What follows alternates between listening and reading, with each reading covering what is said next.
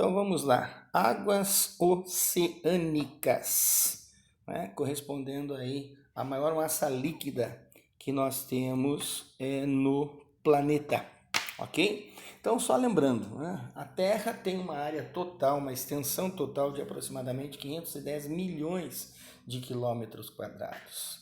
Em torno de 70% dessa área são ocupadas pelos oceanos, ou seja, em torno de 360 milhões de quilômetros quadrados correspondem às áreas oceânicas, ou seja, à massa oceânica. Não é? Essa massa oceânica foi formada há praticamente 4 bilhões de anos atrás, durante o processo de formação, né, de resfriamento da atmosfera, condensação ocorrendo, né, através, né, das mudanças e da evolução, né, que a Terra veio apresentando, e é a formação de toda essa massa líquida. Tá? A topografia que nós temos envolvendo as águas oceânicas, tá? Lembrando, claro, que a superfície do planeta, chamamos isso de litosfera ou crosta terrestre, ela se compõe de terras emersas, o que está acima do nível dessas águas, e das terras imersas, o que está coberto, portanto, né, por essas águas. Então, justifica, tá? Nós temos realmente essa grande cobertura, essa grande massa líquida, tá? Envolvendo o nosso planeta. Tá? Qual é a importância, né, dos oceanos? Tá? Considerando, claro, né, os aspectos naturais, nós temos a manutenção da vida no planeta justamente pelo volume, pela quantidade de água que os oceanos representam. A extração de minerais, né? Nós temos uma fonte importante, principalmente, né, vamos lembrar e usar como exemplo o petróleo. Né? Grande parte do petróleo acaba sendo extraído da plataforma continental, que é uma das unidades do relevo submarino. Além do próprio sal, né, o sal marinho, né, extraído das águas, o nosso sal de cozinha. Tá? A influência no clima. Realmente os oceanos influenciam muito no comportamento climático. Lembra que a massa líquida, né, ela tem um comportamento térmico diferente da Terra, que é a massa continental. Então nós vamos considerar, além da temperatura das águas, a presença e a circulação das correntes marítimas, né, que vão influenciar muito, claro, o clima, né, principalmente o clima continental. 80% praticamente das espécies, né, de vida da Terra estão presentes nas águas oceânicas. Tá? Então nós temos com certeza, né, um ambiente, né, rico em diversidade, em variedade e também em quantidade de espécies. Tá? Além disso, a pesca, né, nós temos a prática da pesca marítima, tá? Tanto artesanal como industrial. Tá? A questão de regular a temperatura do planeta, porque realmente nós vimos que a maior parte da superfície é a água, então isso influencia inclusive até nos hemisférios da Terra, né? Porque vocês lembram que o hemisfério norte ele é chamado de hemisfério das terras, o hemisfério sul, o hemisfério das águas. Então, realmente, nós temos até dentro dessa disposição, né, uma regulamentação de temperaturas, isso no planeta como um todo. Né?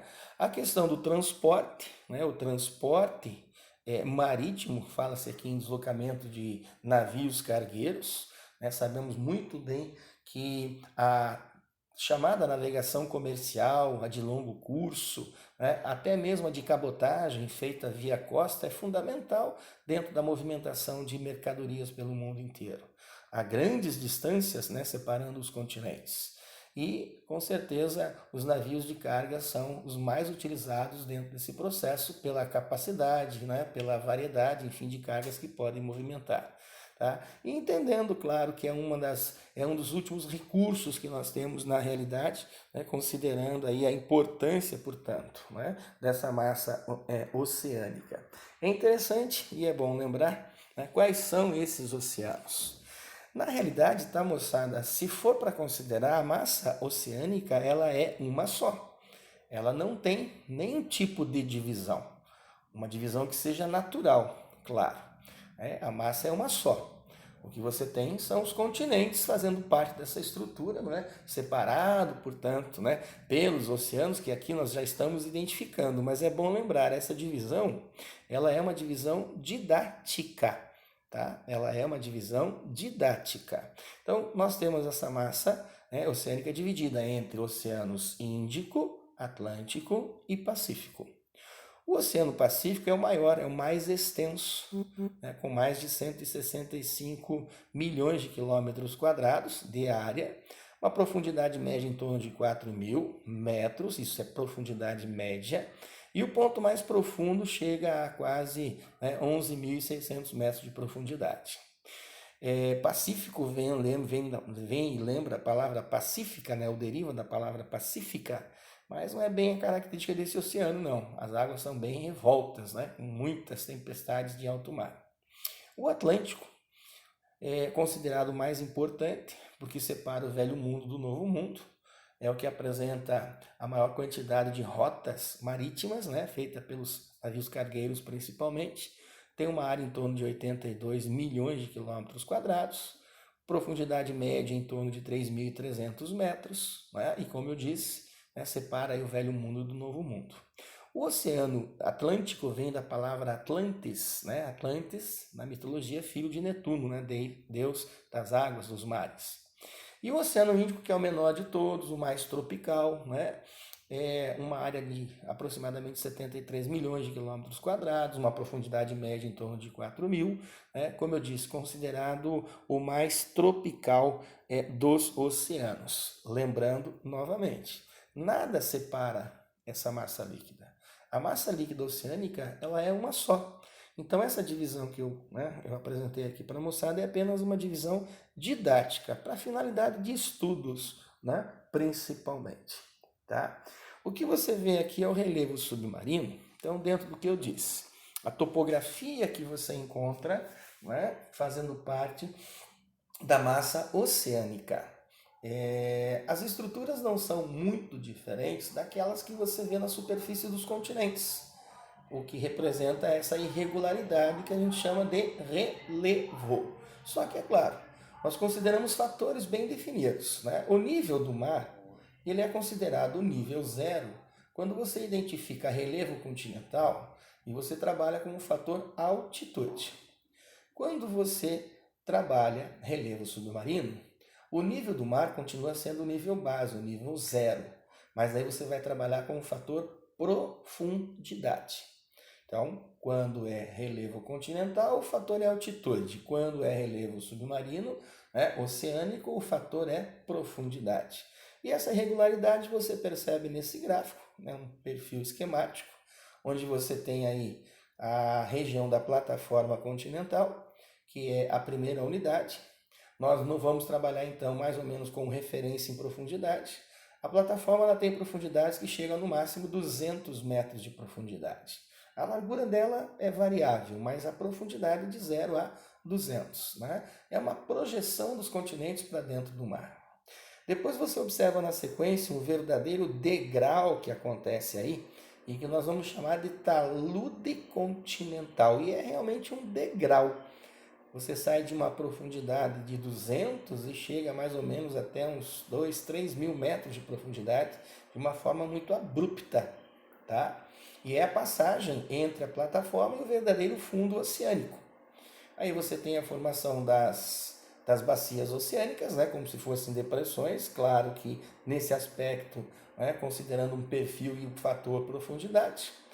Dorsais, uma estrutura que nós relacionamos à movimentação das placas divergentes que deram origem a essa estrutura, tá? Que é uma dorsal oceânica, uma grande fenda longitudinal, tá? Resultado da atividade, né, magmática que envolve a movimentação das placas divergentes. E as maiores profundidades que nós temos aí são chamadas de fossas, né? As fossas submarinas, como eu disse, envolvendo, portanto, né, as maiores profundidades. A maior profundidade, já foi até mostrada para vocês, ocorre no Oceano Pacífico, tá? É a fossa de Vitiaz, ela tem uma profundidade de quase 11.600 metros de profundidade. Né? Essa é a maior profundidade que existe no planeta. Tá? E quando se trata das águas oceânicas, né? Quando se trata das águas oceânicas, o que nós precisamos lembrar é, claro, de alguns elementos, alguns fenômenos, né, que são muito comuns, né, como, por exemplo, a questão da salinidade. Né? Todo mundo sabe que as águas oceânicas elas são mais salgadas, mas é bom lembrar, toda água tem sal. O que muda é o teor, o que muda é a quantidade. Enquanto nas águas doces, chamamos de água doce, mas não são doces porque tem açúcar, mas sim porque tem uma quantidade menor de sal.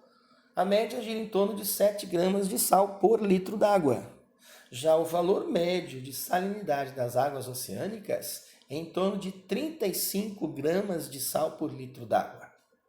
Então você sente o sabor salgado.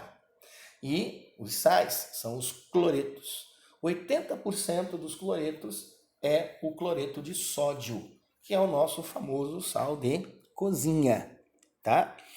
A salinidade das águas oceânicas, ela não é uniforme, tá, moçada? Ela pode ser maior em algumas áreas, menor em outras, porque depende do volume de água doce, descarregado principalmente pelos rios, vai depender da temperatura, vai depender da profundidade, não é? E do processo até de evaporação, né?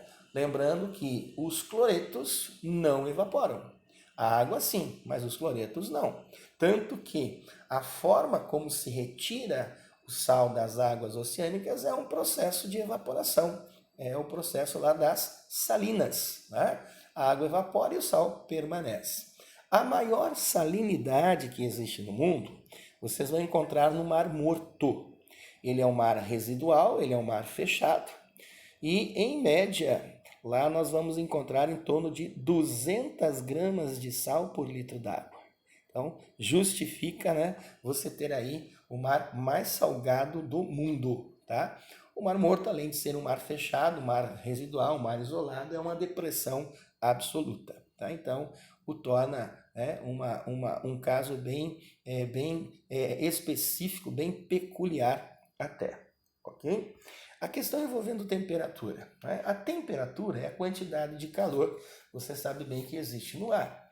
Não diferente quando se trata da massa líquida e da massa oceânica. Então é claro que a temperatura das águas ela vai ser de acordo até com a localização do oceano. A localização do oceano em relação à esfera da Terra. Né? Lembrando que nas áreas, na faixa equatorial e tropical, você tem águas mais aquecidas. Nas áreas temperadas e polares, vocês vão ter águas mais frias. É normal porque é onde nós temos as chamadas zonas de iluminação, né? Ou também conhecidas por zonas térmicas da Terra, certo? Nós já tivemos mudanças de temperatura nas águas oceânicas, tá? A média de temperatura, veja bem, a média de temperatura das águas oceânicas chegou, isso em 2009, foi registrada a mais alta, a mais elevada, desde que começaram a fazer esse acompanhamento, desde 1880.